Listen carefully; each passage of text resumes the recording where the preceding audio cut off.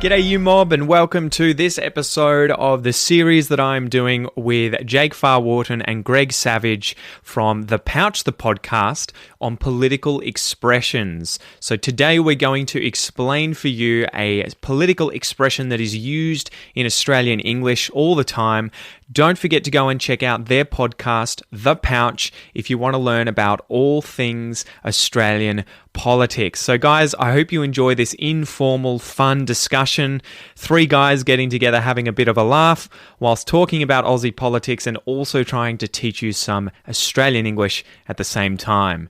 All right, guys, so tap the currawong and let's get into it. All right, next one. Dog whistle politics. What on earth? Yeah, this is an interesting one because, to be frank, like I know that the definition is essentially when you say something but means something else, something covert. If you were to say something like they're taking our jobs. Well, what was the name of the guy? I think it was a Queenslander that went into Parliament and used the words "the final solution" in a speech, right? That was Egg. The guy who got egged on the back of the head. Yeah, I can't recall his name. Fraser Anning. Fraser Anning, yes. But that was during his maiden speech to the Senate. Yeah. Which was a total accident. Well, he didn't mean to use those words. And that's what I think Jake's getting at, right? Assuming that were the case, do you think a lot of the time dog whistle politics gets used in a sort of less than honest way where people aren't necessarily trying to infer something else, especially something... I mean, I don't know Fraser Anning that well. I don't know if he was really trying to... I think in the case of Fraser Anning... he probably was. Really? He appeared at a number of white nationalist rallies as well. But I don't know how you could be that stupid to not think that that's not going to get picked up and your career's over. He might not have cared either. I think because of some of our politicians who have gotten the attention over the years, say someone like a Pauline Hanson or a Clive Palmer, I think there's been more of a people actually just want you to come out and say this sort of stuff. So I don't know whether or not it really matters too much at the moment about that. I don't think you need to use the dog whistle. Yeah. What is it? Even a dog whistle, right? Because you're just saying it honestly. Yeah. I think it's more of a trumpet. In that case, that's exactly right. And I think in that case, it absolutely was. Yeah. And moreover, how do you, as an independent senator that stands for very little apart from a couple of things, how do you gain prominence in your political base, in the people who vote for you? How do you gain prominence in their minds? Well, you say something on a national stage that will allow them to hear, those very important things that you look for in a elected political official, i.e. the things that you align with the most. And in this case, it was some pretty racist dialogue some pretty historically significant and awful dialogue. He was trying to hint at, exactly. Don't forget, guys, the Third Reich, it's still coming. And I think it's also important to acknowledge that the guy got voted in on less than 12 votes. Yeah. Because of the political preference system in the Senate. And because of that, he had a tiny, tiny base, and he was only in for a couple of years.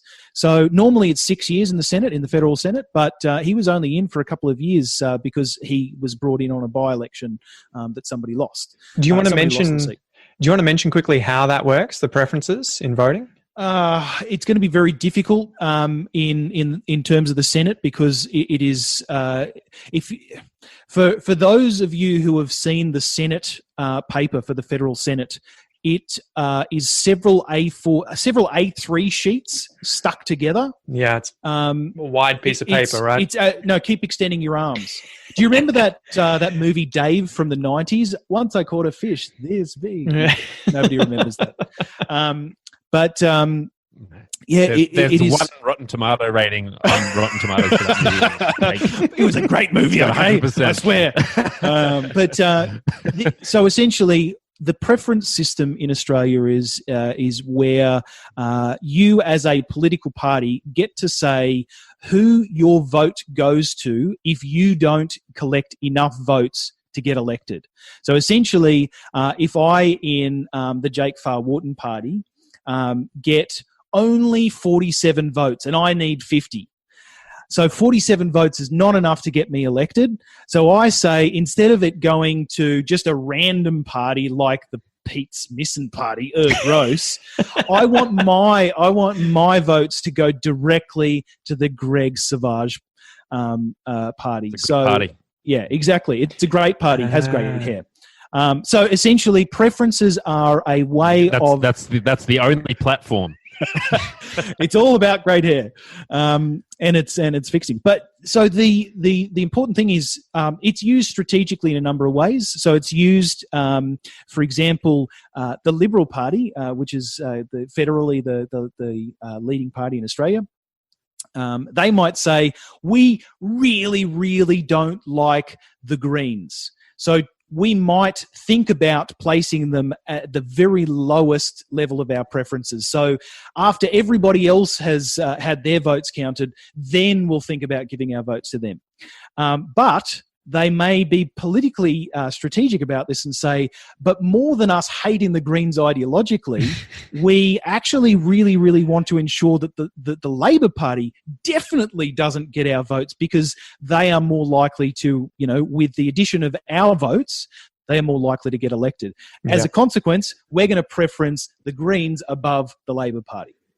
So it's like all the votes count. They have to count. Yeah, 100%. But if you don't get enough, except for the donkey votes, yeah. But if you don't get enough, you have to pass them on, and as a party, you have to decide who gets those first. Yeah, exactly. It's like third grade when you're sitting around. You're all sitting getting picked for a team of sport. No, it's the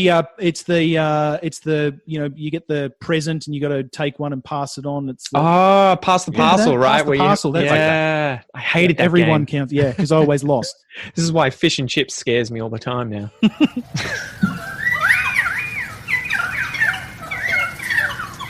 Thanks for joining me today, guys. I hope you enjoyed this episode. I hope you learnt a little something new, and I hope that you improved your listening comprehension, as I know that sometimes it's difficult to listen to three native speakers all talking over the top of each other about a certain, topic in conversation, but that's the whole point of this sort of series. It's to give you exposure to advanced English discussions, chats, everything like that, so that you can work on your listening comprehension whilst also learning about Australia, Australian politics, and some English vocab about politics.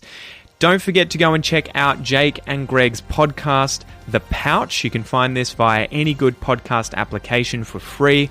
They publish an episode every weekend about Australian politics. Anyway, until next time, guys, I hope you have a killer week, and I'll see you soon.